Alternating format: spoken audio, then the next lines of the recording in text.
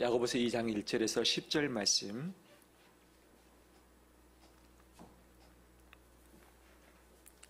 한 절씩 교독하겠습니다. 내 형제들아, 영광의 주 곧 우리 주 예수 그리스도에 대한 믿음을 너희가 가졌으니 사람을 차별하여 대하지 말라.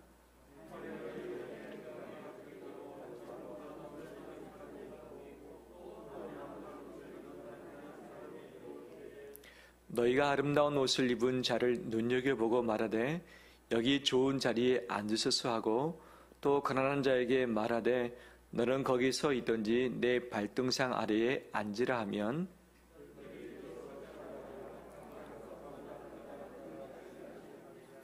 내 사랑하는 형제들아, 들을지어다.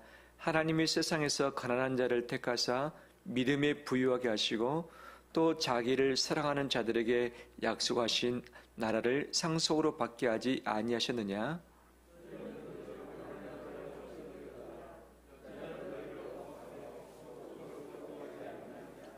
그들은 너희에게 대하여 일컫는 바 그 아름다운 이름을 비방하지 아니하느냐?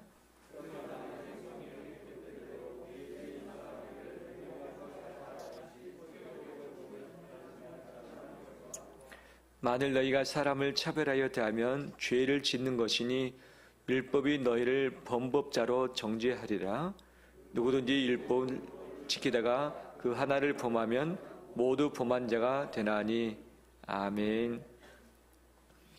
주의 이름을 축복합니다. 가까이 있는 인사 나눌까요? 설 잘 보내셨습니까?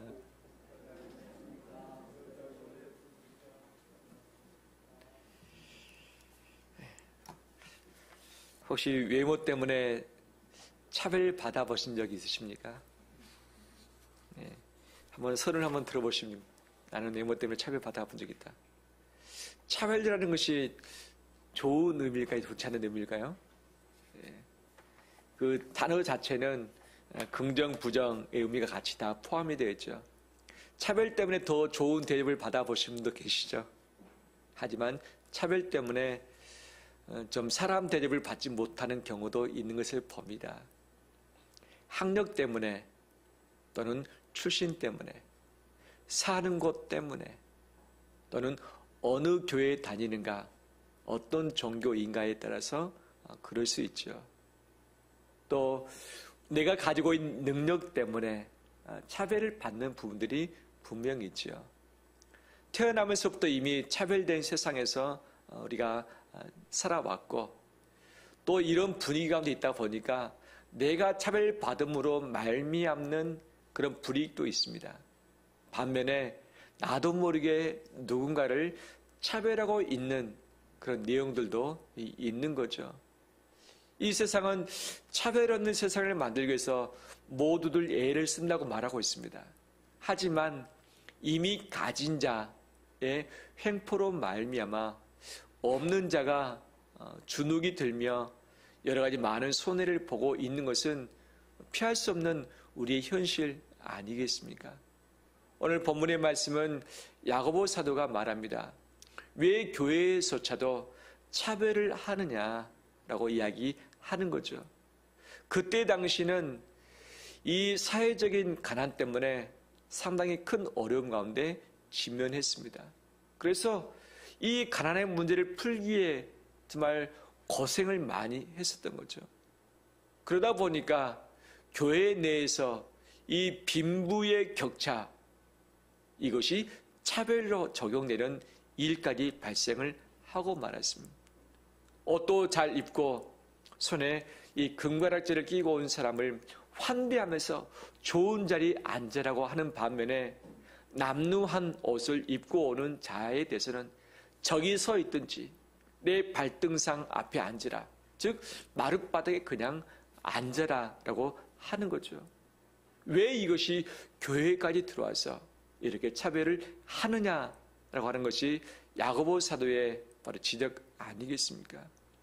그때 당시에는 가난의 문제가 크게 이슈가 되었고, 또 하나 문제가 있었습니다.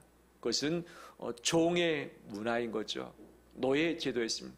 그래서 교회 내에도 종들이 있었던, 노예들이 있었습니다. 그래서 주인과 노예가 함께 예배를 드리는 이런 일들이 있었는데, 특히 고린도 전후서에 보면 바울이 이 문제를 상당하게 심도 있게 다루고 있는 것들을 보게 되는 거죠.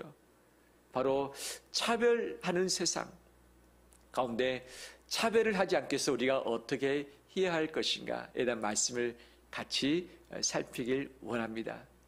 야고보 사도는 우리가 왜 차별을 하지 말아야 되는가에 대한 이유를 몇 가지 예를 들어 말하고 있습니다. 그 첫 번째가 무엇인가? 하나님이 우리에게 믿음을 주셨는데 어떤 자에게 주셨는가? 바로 5절에 가난한 자에게 믿음을 부여하게 하셨다 말씀하고 있습니다. 가난하기 때문에 그런 자에게 믿음으로 채우시사 그 믿음으로 바로 구원에 이르게 하셨다는 것이죠. 구원을 받는 데 있어서 차별을 두지 않았다는 내용이죠. 남자 여자의 차별을 두지 않았고 부자와 가난한 자의 차별을 두지 않았고 사회적 지위가 있고 없고 외모에 따라서 다르게 적용하지 않고 모두에게 이 믿음을 가지고서 구원에 이를 수 있도록 허락을 하셨다는 사실이죠. 또한 두 번째, 하나님께서는 하나님 나라를 자기를 사랑하는 자 모두에게 상속받게 하셨다라고 말씀을 하고 있습니다. 상속, 이 땅에서 재산을 받는 것인데 얼마나 힘이 됩니까? 그런데 이 땅에서의 상속은 잠시 내 것이 되지만 바로 내가 죽는과 동시에 내 것이 아니고 내가 받았을지라도 그것을 내가 계속해서 유지하고 있을 수도 없는 거죠. 집을 한 채 샀다라고 한다면 그 집에서 몇 년 정도 살 수 있겠는가? 길게는 100년 이상이 되겠지만 요즘에 아파트 같은 경우는 30년 정도 되면 재건축 이야기가 나오고 40년 지나게 되면 거의 재건축을 하는 것 아니겠어요? 내가 정말 빼빠지게 일해서 집을 샀다 할지라도 영원히 살 수 있는, 거주할 수 있는 곳은 없습니다. 그런데 영원히 거주할 수 있는 곳, 바로 하나님 나라의 내 집을 하나님이 우리에게 값없이 선물로 허락을 해주셨습니다. 천국에 가면 제가 사는 집과 우리 김원두 장님이 사는 집이 같을까요? 다를까요?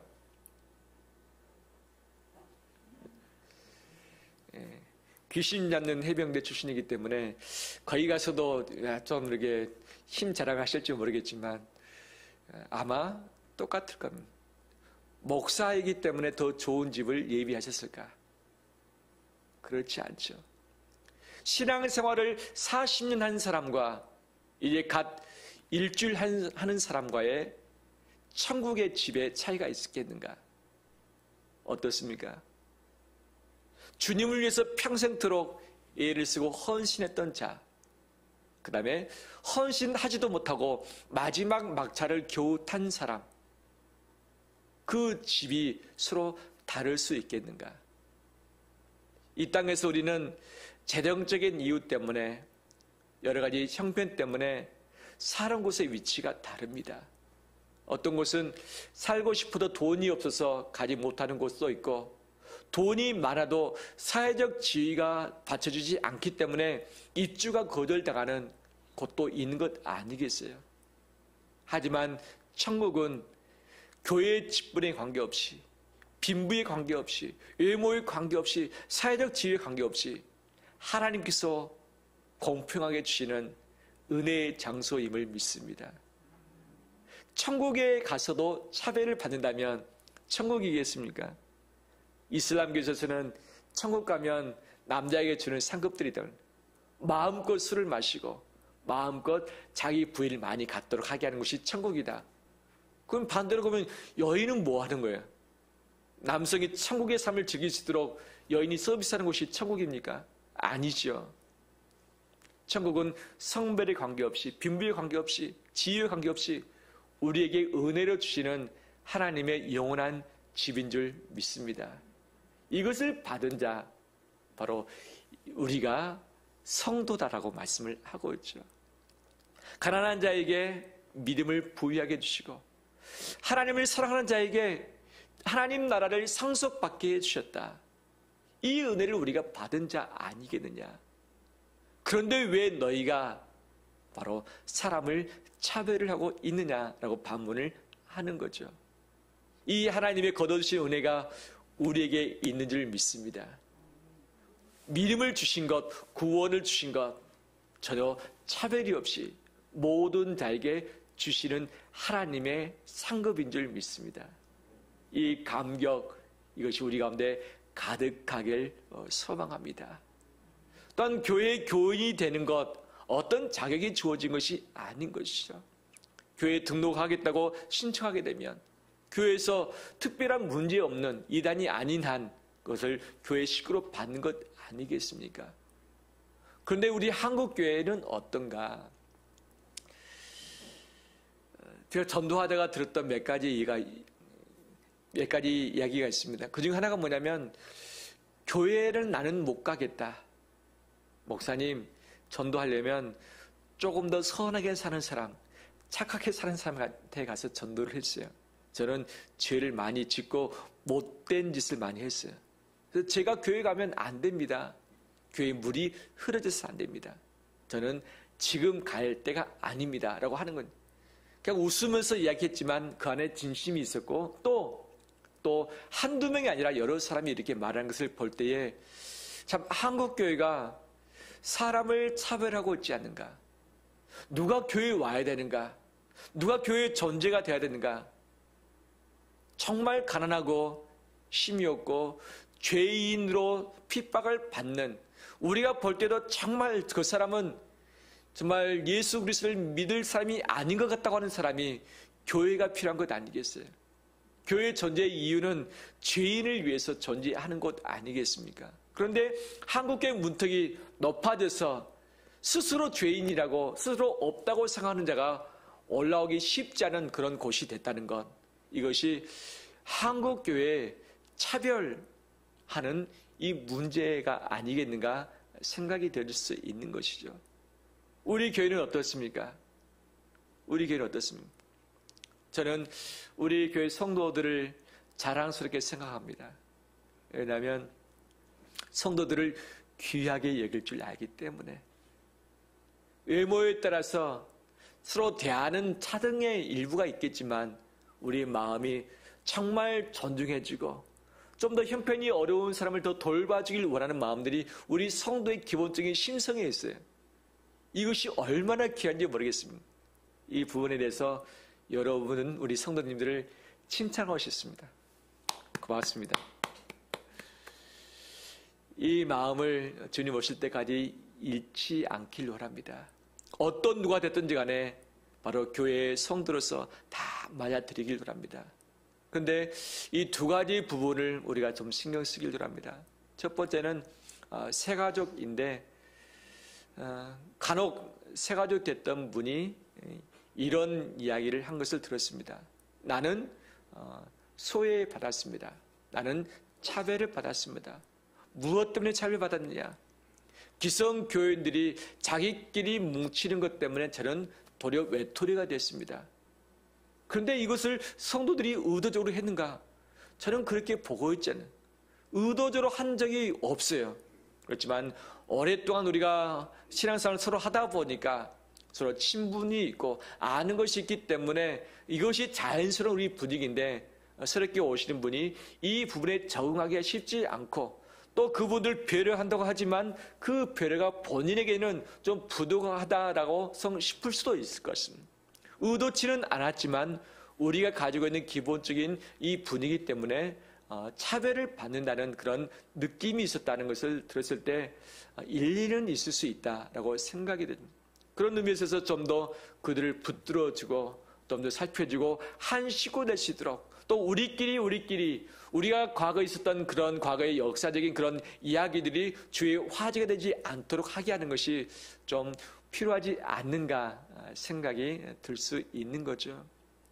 또한 교회에 누가 와야 되는가, 누구를 전도해야 되는가, 사회에서 정말 손가락질하며 지탄받아야 할 사람을 내가 감히 전도해서 우리 교회에 데려올 수 있겠는가? 그것은 쉽지 않습니다. 쉽지 않습니다. 모두가 다 죄인으로 치부하는 그 사람도 교회에 올 수 있는 그런 곳이 진정한 교회가 아니겠습니까? 이런 교회를 함께 꿈꾸며 나가는 우리 되길 주의 이름으로 축원합니다. 그러면 어떻게 차별이 없는 사회, 차별이 없는 삶을 살아낼 수 있겠는가? 그 첫 번째는 우리 자신을 스스로 차별을 하지 않길 바랍니다. 우리는 누군가와 비교하는 습관이 있습니다. 비교를 할 때에 나보다 더 힘 있는 사람, 나보다 가진 것이 더 있어서 누리고 있는 사람을 보면 가지고 있지 않는 상대적으로 약한 내 자신의 바로 이 우울함을 느끼는 것이죠. 쪼그라들고 비교하면서 내 스스로 위축되지는 그런 마음들. 저 집은 잘 살고 있는 것처럼 보여주는데 왜 우리 집은 이럴까? 저 집 자식은 잘 되는 것 같은데 왜 우리 집 자식들은 그런가? 저 집은 돈이 좀 있어서 누리고 있는 것 같은데 왜 우리는 이렇게 가난에 빚에 쪼들리며 쫓겨가고 있는가? 이것들을 말미암아 비교함으로 내 스스로 위축되는 것, 이 부분을 극복하는 우리 되길 원합니다. 우리에게 은혜가 필요하다고 아까 함께 나눈 말씀을 드렸는데, 은혜로 우리 마음이 채워지지 않으면 꼭 우리는 다른 사람과 비교해서 다른 것들로 내 허전한 마음을 채우자 원하는 그런 마음이 있습니다.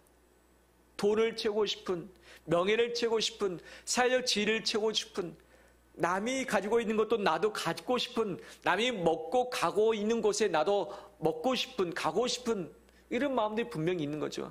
상대적으로 하지 못하게 되면 내 스스로 위축되어서 정말 초라한 내 자신을 발견하는 것이 우리인데, 그런 차별을 하지 않길 원합니다. 왜 그러는가? 오늘 본문의 말씀에 믿음에 부유하게 하셨고 우리에게는 천국이 우리의 상속 재산으로 남겨져 있기 때문입니다. 우리는 하나님의 형상대로 지음 받았습니다. 이 세상 사람들은 그 사람의 출신, 성별, 소유 이것을 가지고서 그 사람의 가치를 매깁니다. 내가 봐서 가치 있는 사람이라면 비교해서 내가 쪼그라들든지 비교해서 내가 우월감을 갖든지 하죠. 하지만 절대적인 가치가 충만할 때는 비교당할 수도 없고 비교하지도 않는 거죠. 하나님의 형상 이 자체가 내 개인의 절대적 가치인 것이죠. 이 가치가 충족되게 되면 그 어떤 것으로도 다른 사람과 비교해서 내 자신을 차별하지 않습니다. 차별함으로 높아지든지 차별함으로 낮아지든지 이것들이 없는 거죠.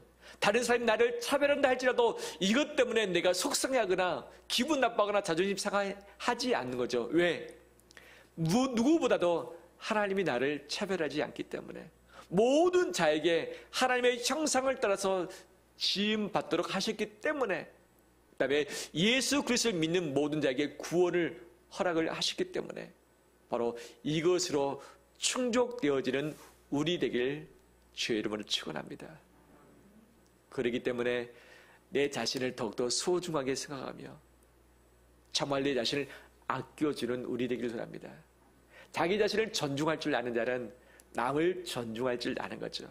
자기 자신의 단점과 그 다음에 비교로 말미암는 이 핸디캡에 쌓여져 있는 사람은 꼭 남에 대해서 그렇게 보는 거죠. 남의 흠을 잡기를 원하고 남의 약점을 흔들어서 나보다 더 낮아지게 하려고 하는 그런 병들이 있는 것 아니겠습니까? 우리는 하나님의 형상입니다. 가장 존귀한 자입니다. 예수 그리스도의 피값으로 사신 존재입니다. 예수님의 생명을 내주고서 나를 구원하신 그런 구원자인 줄 믿습니다. 할렐루야. 예수님의 피값은 그것도 무엇으로도 바꿀 수 없습니다. 바꿀 수 없습니다.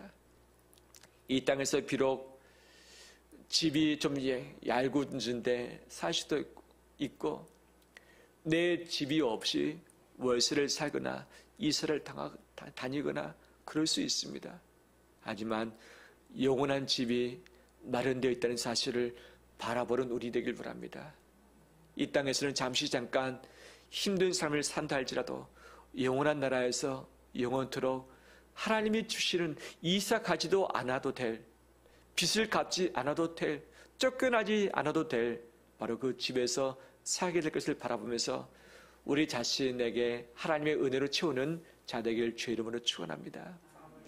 또한 더 나아가서 사람을 차별하지 않는 우리 되길 원합니다.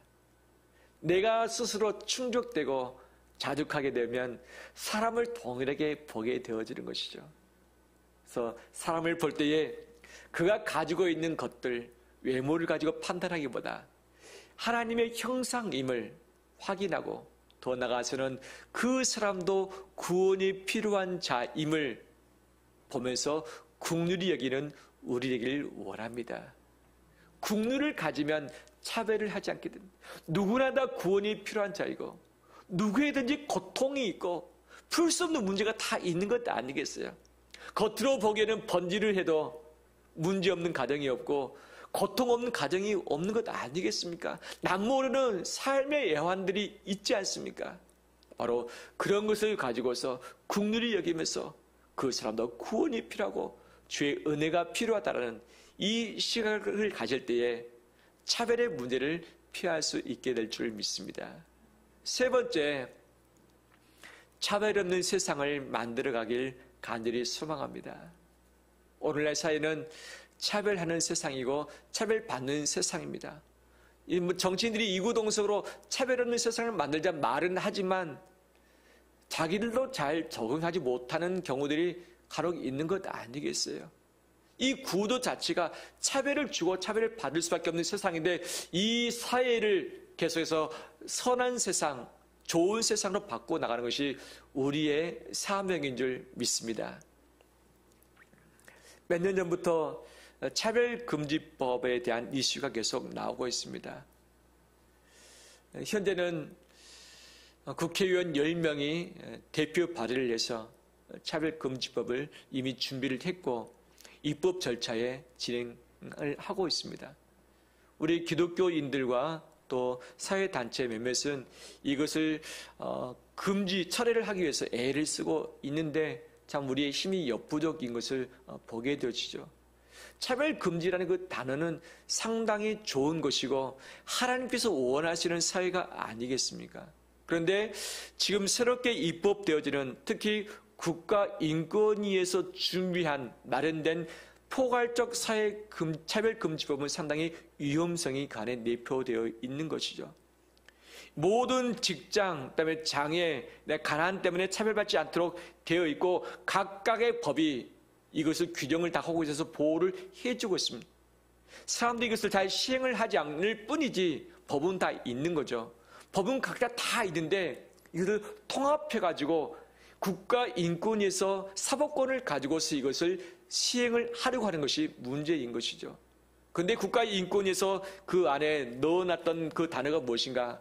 성적 지향, 성적 차별을 정확하게 명시를 하고 있습니다. 그러면 거기서 말하고 있는 성이란 무엇인가? 남성과 여성과 제3의 성이 있다고 명시를 하고 있고 나는 남자로 태어났는데 나는 여성이다라고 말하면 자기 성적 지향이 여자인 거지. 너는 여자가 아니라 너는 남자라고 하는 이 자체가 성적 차별이 되는 거죠. 이것이 상대방의 모욕감이 됐다. 이것을 고소하게 되면 벌금을 물어야 되는 상황 가운데 있는 거죠. 강연이나 학교 교육이나 전도할 때도 이것 때문에 강조를 할 때에 내가 성적 차별을 느꼈다라고 한다면 고소하면 이것이 법에 저촉되어지고 벌금을 내든지 바로 그 합당한 그의 기준에 상당한 바로 대가를 지불을 해야 되는 세상 가운데 있는 것이죠. 이 성적 차별뿐만 아니라 성적인 문제뿐만 아니라 종교 문제도 마찬가지죠. 내가 믿는 종교를 상대방에게 설득하고 강요를 해서 상대방이 불편을 느꼈다. 이것이 차별금지법에 해당되는 거죠. 내가 차별을 받았다. 저 사람의 전도 때문에 제 법의 심판을 받게 되어지는 것이죠. 이 종교에서 전도의 제약을 받을 수 있는 것이죠. 이 목회자가 동성애에 대해서 일반적인 죄에 대해서 죄라고 말하는데 이것을 들었던 제가 나는 수치심을 느꼈다. 난 이것 때문에 마음이 불편했다라고 고소하면 이 분에서 해명을 하는 거죠. 해명할 때 이것을 고소 입증할 때에 통상적으로는 고소인이 상대방의 죄를 입증을 해야 됩니다. 그런데 이 차별금지법은 피해를 입은 자가 아니라 피해를 준 자가 바로 나는 죄를 범한 적이 없다는 것을 증명을 해야 되는 것이 되어지는 것이죠. 동성애 죄입니다라고 했는데 나는 차별받았다라고 고소하면 그것을 누가 증명하느냐? 제가 나는 이것이 죄가 아니라는 것을 내 스스로 증명을 해야 합니다. 증명 못하면 이것이 죄가 되어버리는 거죠. 이것이 포괄적 차별금지법의 폐해라 할 수 있겠죠. 초등학교 교과서, 지금 마련된 교과서 내에 어떤 내용들이 있습니까? 남성과 여성과 제3의 성이 있다. 남자끼리 여자끼리 살 수도 있다. 그것을 그냥 애들에게 가르치는 거예요. 제3의 성이 있다는 것을 가르치지 않는 것이 차별이다. 이게 차별입니까? 하나님은 차별을 하지 말라고 말씀하시면 특히 구약에서 신약에서 구약에서 차별을 하지 말라는 것 중에 하나가 뭐냐? 이 빚 때문에 사람을 차별하지 말라. 빚진 것 때문에 또 가난 때문에 차별하지 말라. 고아와 과부와 객을 차별하지 말라. 장애를 가진 자를 차별하지 말라. 신문을 가진 이 재판권을 가진 자가 이 법의 권한을 가지고 차별하지 말라. 수도 없이 많은 부분을 차별을 금지할 것을 말씀하고 있는 것이죠. 그런데 성경에서 말하는 죄라고 하는 이 부분까지 차별을 하지 말라는 범죄에 넣어야 될 것인가? 윤리적인 죄, 도덕적인 죄인데 이것이 죄가 아니라고 말하면 이것을 죄라고 말하는 언급하는 자를 차별하는 것, 이것이 죄인가? 코로나 확산 관련해서 교회가 주범이라고 하는 생각을 국민들이 다 인식을 하고 있습니다. 객관적인 데이터를 가지고 보더라도 교회에서 확진되어진 경우가 거의 없습니다. 정규 예배를 통해서 확산된 경우가 없습니다. 정규 예배를 통해서. 그런데 교회 예배 자체가 코로나 확산지임을 이미 매스컴이 떠들고 있는 거죠. 교회가 이것을 막아보려고 하지만 힘이 없습니다. 힘이 없어요. 아무리 말해도 우리의 목만 아플 뿐이죠. 코로나가 확산됐을 때 이태원 중심으로 확산된 때가 있었습니다. 정말 심각한 것이었죠. 근데 그 부분에 왜 매스컴이 잠잠했었는가? 왜 말을 하지 않았는가? 실제 이태원발에서 하는 것이 무엇입니까? 동성애 아닙니까? 특히 남자끼리 하는 것. 근데 국가인권위에서 이미 언론과 법적인 계약이 맺어진 것이죠. 언론에서 이 성적 지향, 동성애가 죄이며 이것으로 말미암아 좋지 않은 결과를 나타낸다라는 것을 보도하는 것이 죄다. 이것을 하지 말 것을 이미 법으로 정해놓고 이것을 언론과 이미 협약을 했던 거죠. 그래서 언론이 그것을 말하는 것이 언론이 법의 심판을 받아야 되고 제약을 받을 수밖에 없기 때문에 언론에서 아무런 말 하지 않고 그냥 잠잠해버린 거예요. 그럼 교회는 어떤가? 교회는 아무리 말해도 법적인 제약을 받을 위치가 아닌 것이죠. 마음껏 떠들어도 마음껏 치고받고 할지라도 우리가 한 거에 힘이 없는 거죠. 법적으로. 어떻게 보면 역차별을 받고 있는 것 아니겠습니까? 이 포괄적 차별금지법은 역차별의 문제가 있는 것이죠. 종교, 성적 지향 때문에 도리어 이 부분 가지고 산다고 할 때에 우리가 도리어 힘들어질 수 있는 것이죠. 차별 없는 세상을 만드는 것은 우리 모두의 과제이지만 죄를 지으면서 그 죄로 말미암아서 에이즈가 발생되고 있지 않습니까? 에이즈에 이 감염되어진 92%가 남자입니다. 남자의 대부분이 동성애를 통해서 바로 에이즈에 걸리고 있는 것이죠. 그러면 에이즈 치료비가 필요하고 그다음에 계속 약값이 필요합니다. 1인당 들어가는 치료비 약값이 한 달에 얼마 정도 들까요? 어떤 분이 정리해 놓은 것 보니까 한 달에 600만 원이 있다. 에이즈 환자 한 명을 관리하는데 600만 원. 그럼 이 비용을 누가 감당하는가? 100% 국가가 건강보험료에서 다 제공을 해줍니다. 본인이 윤리적인 문란으로 말미암아 얻은 그 질병에 대해서 이것을 국가가 빽빠지게 일해서 낸 세금을 가지고 건강보험료 낸 거 가지고 그들을 공짜로 다 무료로 치료해 줄 것인가? 어떤 사유가 있어서 걸릴 수 있습니다. 그들에게 막대한 돈이 필요하기 때문에 지원을 해줄 수 있습니다. 하지만 이 들어가는 사회적 지원이 엄청난 것 아니겠어요? 이것 가지고 더 가난한 자를 지원해 줄 수도 있는 것이고 좀 더 나은 복지를 향해서 나갈 수도 있는 것이죠. 막대한 돈이 계속해서 100% 지원을 하고 있는데 이 부분에 대해서도 언급하지 말라는 것이 말이 되는가? 가족계획, 자녀 출산을 위해서 얼마나 정부가 많은 애를 쓰고 있습니까? 동성애를 통해서 동성혼까지 허락이 되어지면 그들이 입양을 합법적으로 절차를 밟아서 할 수도 있는 것이고, 그 다음에 그들이 아이를 낳지 않기 때문에 가족 이 근간이 흔들리게 되어지고 다음 사회가 유혹을 받는 것, 이것이 심각한 사회적 문제 아니겠습니까? 성경에서 말하고 있는 이 죄의 문제를 떠나서라도 도덕적 사회적인 또는 이 공동체적인 국가적인 미래적인 큰 손실들이 있는데 이 부분에서 지적하는 것조차도 지적하지 말라고 하는 것, 이것이 포괄적 사회 금지, 차별 금지법인 것이죠. 이것을 계속 우리가 막아서야 되고, 국회의원들이 그들의 통계에 따르면 300명 중에 120명이 기독교인이라고 자부를 하고 있습니다. 그 120명 기독교인은 무엇을 하고 있는지, 왜 이것을 언급하고 있지 않는지, 왜 동조를 하고 있는지, 이것을 말할 때마다 수많은 여론으로 말미암아 질타를 받기 때문에 감히 입방긋 내고 있지 않는 거죠. 국회의원 단 한 명만 차별금지법을 반대하는 것을 지금 발의를 해서 진행 중인데 단 한 명입니다. 한 명.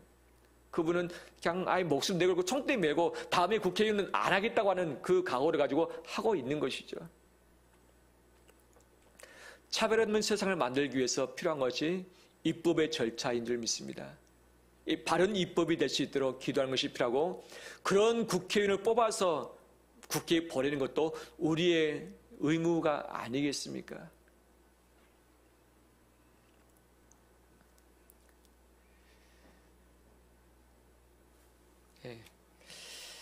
차별금지법에 대해서 제가 열을 올렸는가 봅니다. 말씀을 마무리합니다. 실제 설교의 중심은 그것이 아닙니다. 하나님은 우리를 차별하지 않으신 분이십니다. 고아와 가부와 나그네와 빚진 자, 종된 자, 그들을 국률에 계시고 어떻게든지 그들을 돕기를 원하시고 살리시길 원하신 분이십니다. 그래서 성경에서 법으로 그들이 보호를 받을 수 있도록 다 배려를 하신 것 아니겠어요? 예수님께서도 지극히 작은 자에게 한 것이 바로 내게 한 것이라 말씀하시면서 정말 더 어려운 자를 보살필 것을, 그들을 더 차별해서 잘해 줄 것을 요구하신 것이 예수님의 뜻 아니겠습니까? 이 뜻을 받들어서 내 자신을 차별하지 말고, 내 가까이 있는 사람을 차별하지 말고 이 사회가 차별받지 않는 세상이 될 수 있도록 함께 기도하며 애써 나가며 실천하는 우리 되시기를 주의 이름으로 축원합니다.